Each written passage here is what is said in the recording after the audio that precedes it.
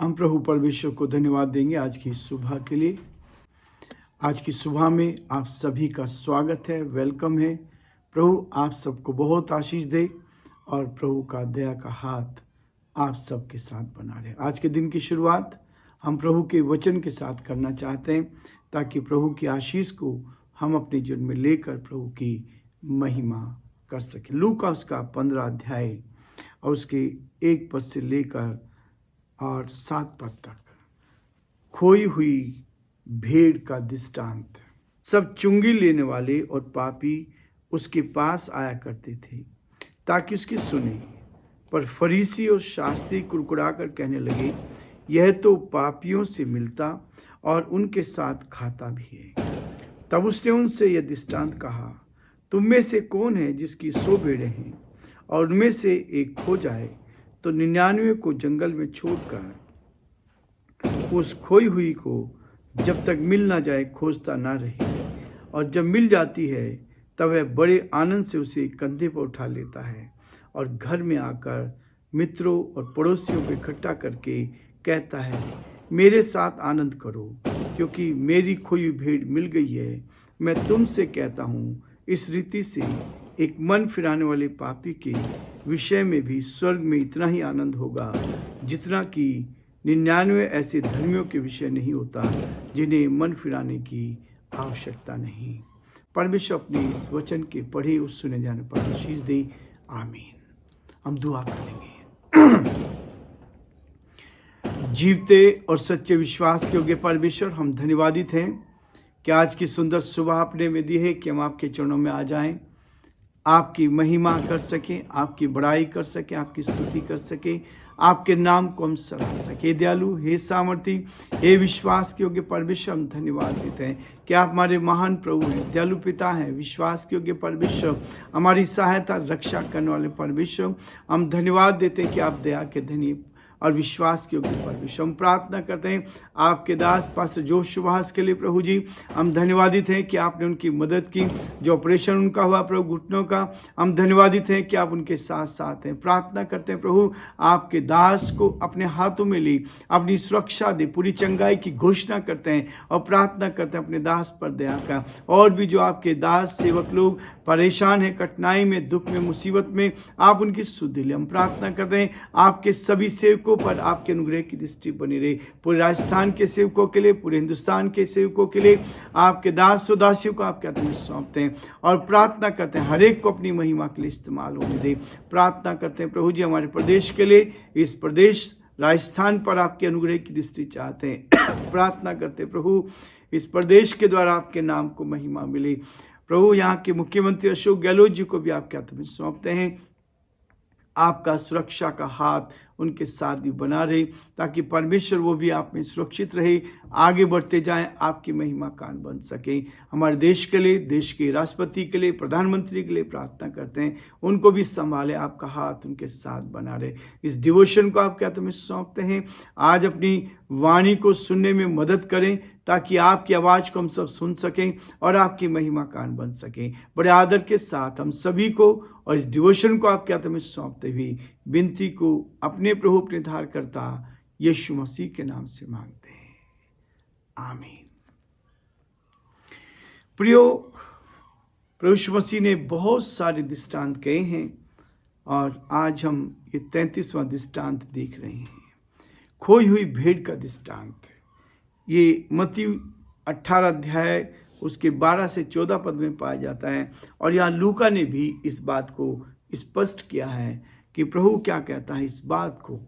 प्रभु यीशु मसीह ने इस चीज़ को, सब चुंगी लेने वाले और पापी उसके पास आया करते थे। चुंगी लेने वाले जो होते थे ये टैक्स की चोरी करते थे। चुंगी तो लेते थे लेकिन उसका बहुत सारा हिस्सा अपने पास रख लेते थे। लेकिन यीशु मसीह इन पापियों से प्यार करता है।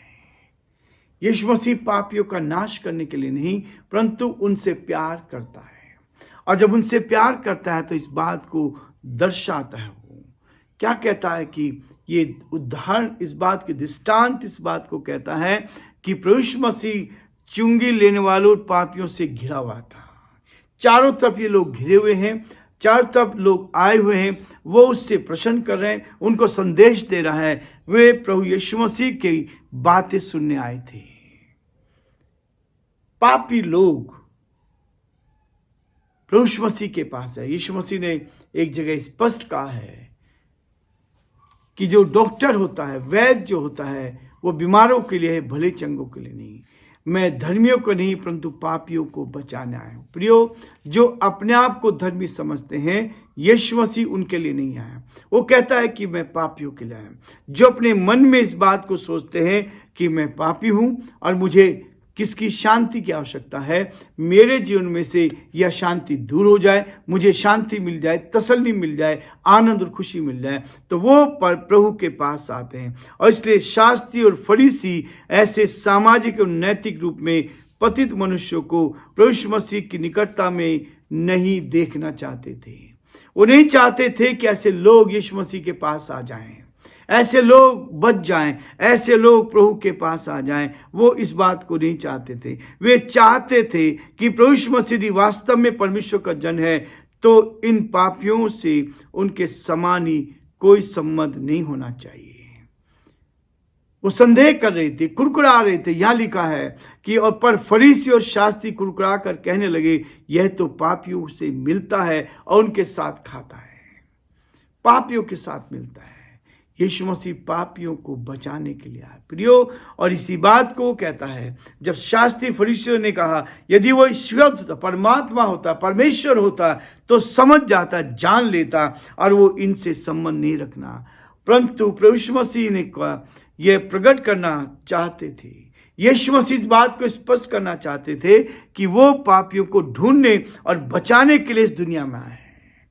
पापियों को ढूंढने और उनको बचाने के लिए इस दुनिया में आया। वो चाहता था कि लोग ये जाने कि मनुष्य कितनी भी पाप में दशा में क्यों ना हो, यदि वह पश्चाताप करता है तो परमेश्वर उसे आनंद पूर्वक स्वीकार करता है।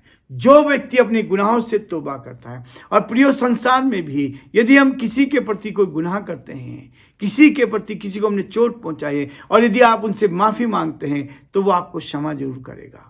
ये संसार में भी रीति है, संसार के लोग भी करते हैं। यदि आपने माफी मांग ली, यदि कोई कठोर दिल का व्यक्ति हुआ, वो आपको माफ नहीं करेगा। लेकिन यदि आपने माफी मांग ली है और वो उसको यदि माफ नहीं करता, तो वो भी माफी के लायक नहीं होगा। प्रियो, यहाँ प्रभु यीशु मसीह कहते हैं कि कोई भी कितना भी पापी हो, पश्चाताप करता है, पाप अपने गुनाहों को मान लेता है, तो परमेश्वर उसे आनंद पूर्वक स्वीकार करता है। उसे जीवन से मायूस होने की आवश्यकता नहीं, इधर उधर भटकने की आवश्यकता नहीं है। वो प्रभु के पास आए और प्रभु उसको क्या करेगा? जीवन देने वाला परमेश्वर है। वो कहता है इस बात के लिए। तब उसने उनको दृष्टांत, जब ये फरीसी लोग कुरकुरा रहे थे, धार्मिक लोग कुरकुरा रहे थे। धार्मिक लोग क्या करते हैं? जो सच्चाई थी उसके विरोध में काम करते थे। तब उसने कहा, यीशु ने कहा, तब उसने उनसे यह दृष्टांत कहा, तुम में से कौन है जिसकी 100 भेड़ें हों? देखिए, प्रभु यीशु मसीह उदाहरण दे रहा है। तुम में से कौन ऐसा व्यक्ति है जिसकी 100 भेड़ें हो और उसमें से एक खो जाए, तो क्या करेगा? वो उन 99 को छोड़कर एक को ढूंढने जाएगा। क्योंकि परमेश्वर की नजरों में एक व्यक्ति भी महत्वपूर्ण रखता है, एक आत्मा भी महत्वपूर्ण रखता है। आज ही मैं बात कर रहा था, अपने प्रियो से बात कर रहा था, कुछ लोगों को बता रहा था इस बात के लिए। परमेश्वर क्या करता है? हमें खोजता है, हमें खोजता है। एक भी आत्मा बचाई जाती है तो स्वर्ग में आनंद होता है, स्वर्ग में आनंद मनाया जाता है। हम आत्मा के लिए काम करते हैं, हम इस शरीर के लिए नहीं करते। शरीर क्या है? नाश हो जाएगा, शरीर क्या समाप्त हो जाएगा। लेकिन यदि शरीर में रहते हुए हमने अपने गुनाहों से तौबा करी तो हमारी आत्मा बच जाएगी, हमारी आत्मा बच जाएगी। प्रियो, मैं बार बार कहता हूं, यदि जिसने एक बार जन्म लिया है वो 2 बार मरेगा। कई बार लोग समझौता करके जीवन जी रहे हैं, ऐसा जीवन जो प्रभु को जानने के बाद भी वो गलत रास्ते पर चल रहे हैं। वो प्रभु को जानने के बाद भी, उसका संदेश देने के बावजूद भी लोग गलत बातों में समझौता कर लेते हैं। इसलिए यहाँ प्रभु ने उदाहरण दिया है, यदि एक भेड़ भी क्या हो जाती, खो जाती है। एक आत्मा भी नाश हो जाती है तो हमें तकलीफ होती है। परमेश्वर कहता है वो ढूंढने जाएगा और उसको अपने कंधे पे, जब वो मिल जाती है, कंधे पे बिठा कर लेकर आता है, और ना कर लेकर आता है परंतु आनंद बनाता है और सबके साथ मिलकर आनंद करता है। मैं तुमसे कहता हूं इसी रीति से एक मन फिराने वाले पापी के विषय में स्वर्ग में आनंद होता है। प्रियो, स्वर्ग में आनंद मनाया जाता है जब आप एक आत्मा को बचाते हैं। संतुष्टि तब होती है जब एक ऐसा गिरा हुआ इंसान, एक पापी व्यक्ति पश्चाताप करता है, अपने गुनाहों से तौबा करता है और वो स्वर्ग में परमेश्वर से शांति को प्राप्त करता है। इससे बड़ा आनंद और कोई हो नहीं सकता। इसलिए मसीह जीवन में, मसीह संगति में, मसीह लोग की आत्माओं को बचाने में लगे हैं, ताकि उनकी आत्मा जो दिखती नहीं है, प्रियो, आत्मा दिखती नहीं है, उससे हम भीड़ इकट्ठी नहीं कर सकते, उस आत्मा को लालच नहीं दे सकते हैं। उस आत्मा को बचाने के लिए ही हम रात दिन प्रयास करते हैं ताकि मनुष्य की आत्मा बचाई जाए।